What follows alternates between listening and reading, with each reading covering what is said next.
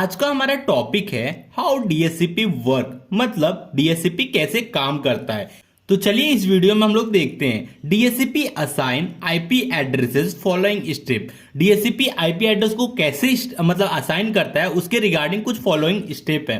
तो हमारा पहला स्टेप है डीएचसीपी डिस्कवरी।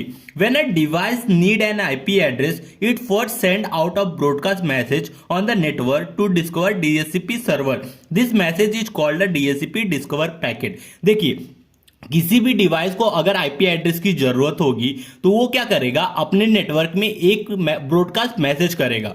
और वो ब्रॉडकास्ट मैसेज किसके लिए करेगा? डीएचसीपी सर्वर को ढूंढने के लिए। जब वो डीएचसीपी सर्वर को ढूंढने के लिए वो ब्रॉडकास्ट मैसेज करेगा तो उसको हम लोग बोलते हैं डीएचसीपी डिस्कवरी पैकेट। ठीक है, तो इसको बोलेंगे डीएचसीपी डिस्कवरी पैकेट। फिर उसके बाद क्या होगा, हमारा दूसरा स्टेप है DHCP offer. When a DHCP server receive a DHCP discover packet, it responds with a DHCP offer packet. This packet contain a available IP address and other network configuration information. देखिए, पहला तो था DHCP discovery packet. ये कौन भेजता है? Sender भेजता है, मतलब जो डिवाइस को जरूरत है आईपी एड्रेस की वो भेजेगा। फिर उसके रिस्पॉन्स में जैसे डीएचसीपी सर्वर को डीएचसीपी डिस्कवर पैकेट मिल गया तो डीएचसीपी सर्वर क्या करेगा? रिस्पॉन्स करेगा।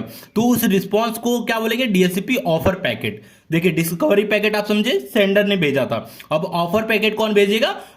डीएचसीपी सर्वर भेजेगा। और इस पैकेट के अंदर क्या रहेगा? इस पैकेट के अंदर मतलब जितने भी आईपी एड्रेस अवेलेबल रहेंगे उससे रिलेटेड और भी कॉन्फ़िगरेशन इंफॉर्मेशन रहेगा।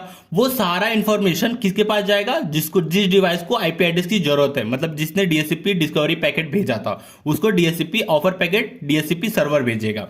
फिर हमारा थर्ड स्टेप है DHCP request. The device then select one of the offered IP address and send a DHCP request packet to the DHCP server requesting that IP address. अब DHCP offer packet अगर जो device है उसको मिल गया है तो वो क्या उसमें से देखेगा कौन सा आईपी एड्रेस मुझे जरूरत है, उसमें से कोई भी एक आईपी एड्रेस वो पिक करेगा।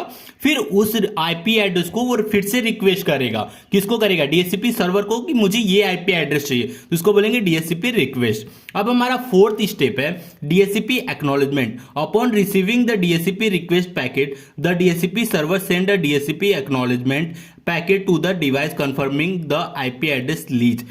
अब देखिए, डीएचसीपी रिक्वेस्ट किसने किया? सेंडर ने किया, मतलब जो डिवाइस को जरूरत है आईपी एड्रेस को उसने ही रिक्वेस्ट किया। अब उसको कंफर्म कौन करेगा? डीएचसीपी सर्वर करेगा। जब उसको कंफर्म करेगा तो उसको क्या करेगा? डीएचसीपी एक्नॉलेजमेंट भेजेगा। एक्नॉलेजमेंट भेजने का मतलब होगा कि आप जो आईपी एड्रेस मांगे हो वो मिल जाएगा आपको, और जो आईपी एड्रेस वो मांगा है वो कुछ समय तक ही मिल दिया जाएगा। उसको बोलते हैं IP address lease time.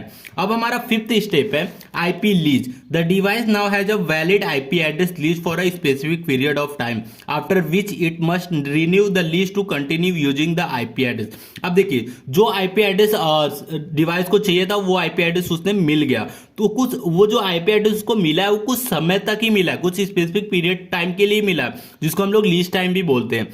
Suppose आधा घंटे के लिए वो आईपी एड्रेस मिला है तो आधे घंटे बाद उसको फिर से रिन्यूअल कराना पड़ेगा उसको। तो उसके लिए क्या है, फिर से रिक्वेस्ट करेगा, फिर जो डीएचसीपी सर्वर रहेगा उसको एक्सेप्ट करके एक्नॉलेजमेंट भेज देगा कि ठीक है और ले लीजिए आप आधा घंटा। तो इस तरह से मतलब आईपी एड्रेस कंटिन्यू मतलब अलॉट होते रहते हैं। तो ये सारा काम डीएचसीपी सर्वर करता है। तो ये हो गया डीएचसीपी कैसे काम करता है। तो वीडियो अच्छा लगा तो प्लीज वीडियो को लाइक और हमारे चैनल को सब्सक्राइब जरूर कीजिएगा।